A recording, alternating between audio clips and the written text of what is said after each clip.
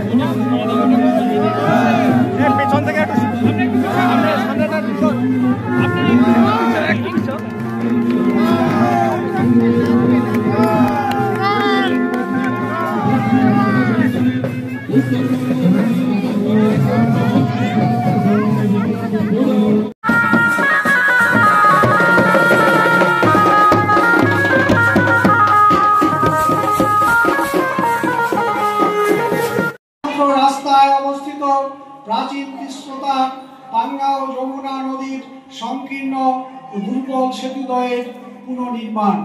৫ নম্বর, তিস্রোতা প্রাচীন তিস্রোতা ভূমির অন্যতম দক্ষিণ বেলুবাড়িতে কুরুম নদীর উত্তর বাহিনী স্রোত তীরে শতাব্দী প্রাচীন সাতপাখি বারুণী মেলা প্রাঙ্গণ নদী ভাঙ্গনে বিলুপ্ত হতে চলেছে। নদী ভাঙ্গন প্রতিরোধে সরকারি উদ্যোগ জরুরি প্রয়োজন। ৬ নম্বর, নাউতারি দেবত্তর মৌজা সহ দক্ষিণ বেলুবাড়ির তথাকথিত প্রতিকূল অবস্থানগুলিতে অবিলম্বে জমির নামজারি জরুরি প্রয়োজন। সবাইকে অভিনন্দন জানিয়ে আমাদের অতিথিবৃন্দকে আরও একবার কৃতজ্ঞতা জানিয়ে আমি আমার বক্তব্য এখানেই শেষ করলাম। এবার আমাদের এই স্মারকলিপি মাননীয় মন্ত্রীর হাতে তুলে দেবেন আমাদের তিস্রোতা মহাপীঠ কমিটির সভাপতি মাননীয় অন্নকান্ত দাস মহাশয়।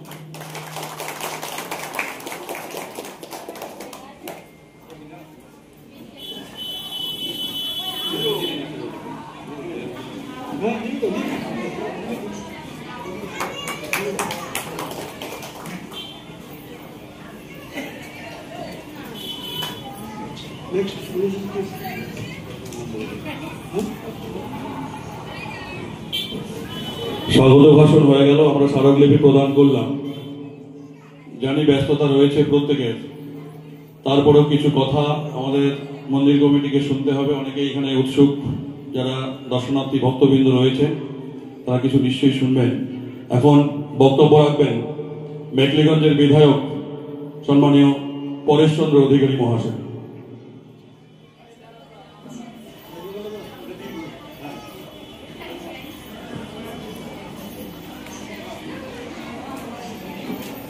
সকলকে নমস্কার। আজ মহামিলন মেলা ভারতীয় উপমহাদেশের প্রসিদ্ধ 51 শক্তিপীঠে অন্যতম উত্তরবঙ্গের একমাত্র শক্তিপীঠ তীর্থদা মহাপীঠ সহ এই এলাকায় আমরা উপস্থিত হয়েছি, যেখানে এই শক্তিপীঠে দর্শনীয় স্থান আমাদের এই গর্তেশ্বরী মন্দিরের বিভিন্ন বিষয় নিয়ে মন্দির কমিটি তারা স্মারকপত্র প্রদান করেছেন। আমাদের পশ্চিমবঙ্গের উত্তরবঙ্গ উন্নয়ন দপ্তরের মন্ত্রী, আমাদের প্রিয় মন্ত্রী উদয়ন গুহ মহাশয়ের কাছে আজকের এই অনুষ্ঠানে উপস্থিত আছেন উত্তরবঙ্গ উন্নয়ন দপ্তরের মন্ত্রী সহ জলপাইগুড়ি জেলা পরিষদের জেলা সভাধিপতি কৃষ্ণা রায় বর্মন মহাশয় আছেন, আমাদের হলদিবাড়ি পৌরসভার কাউন্সিলর বিশ্বজিৎ সরকার মহাশয় উপস্থিত আছেন, মেলা কমিটির অন্যান্য সদস্যবৃন্দ এবং প্রধানরা যারা উপস্থিত আছেন, আমি সকলকে আন্তরিক অভিনন্দন জানাচ্ছি। আমি বহুদিন আগে এই মন্দির পরিদর্শন করি, কিন্তু সেই মন্দিরের সমস্ত আদলটাই পরিবর্তন হয়ে গেছে।